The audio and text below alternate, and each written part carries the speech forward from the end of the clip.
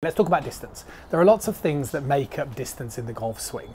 We've got things like shifting pressure, we've got things like rotation, but one of the things that often gets neglected is what your arms are doing and the importance of body angulation. So what I mean by this is ensuring that we move our body in a certain way to help us elevate our arms up and drop them down, like so. And that's what I'm going to very much focus on in today's video. So if you're somebody who feels like you're putting a lot of huff and puff in towards your golf swing, but you're not getting much out of it, then this is the drill that I'd strongly suggest you do.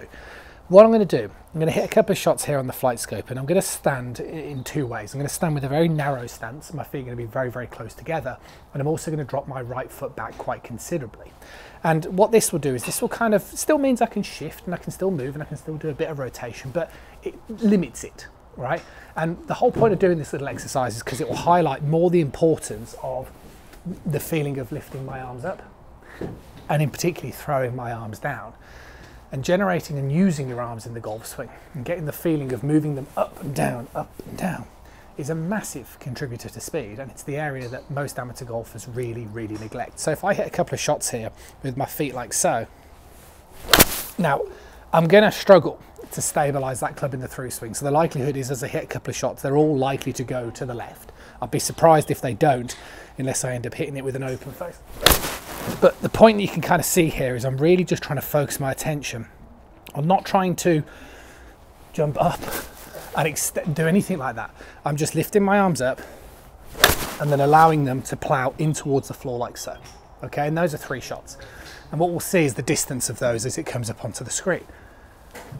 This is why I love my Swing Buddy, because it's a simple rope trainer, and you can use the Swing Buddy in lots of different ways. You can use it to help you sequence your golf swing in terms of, you know, movement of rotation and shifting, but get your arms working. Up, down, up, down, up, down. The amount of golfers that I meet that don't do that, and when they start doing that, it makes a massive difference. So the question is, what should you be trying to do? Well, the first thing that you want to do, I think, is a really good exercise, is put your hands together in a kind of prayer position and then tuck your trail hand underneath your lead hand like so. Take the same width of stance that I just did as a bit of an experiment. And first of all, what I want you to do is I want you to get the feeling that your right hand or your trail hand is elevating your left arm up to your chest. Okay, and then incorporate just a bit of turn to complete that backswing position. Now, that's the first thing that you want to be doing. When you hold this position at the top of the backswing, one, you should really get a sense for how your trail arm is elevating your lead arm up. But the second thing you should start to notice is the way that your arm always stays at 90 degrees.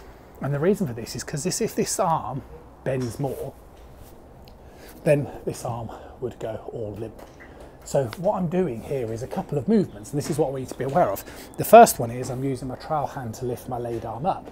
But second to that, my lead arm is also applying a force outward to be able to stay taut so the right hand can help me. And this would be classed as an extensor force. An extensor force is very much an upward movement. And we need this. We need to lift it up and throw it down, up and down. As that way, I'm always applying force outward in exactly the same fashion as you would if you're going to throw a ball out and out. Okay, and that's a big thing that you want to do. So the rope trainer has its advantages because you'll always feel the energy of the rope going outward, like so. But a great way that you guys can start practicing is just doing the drill that I did. Get yourself set up, drop your trail foot back, go a very narrow stance, arms up, and then drop it down. Start whipping those hands through, and you'll be surprised by the results you'll get. See you soon.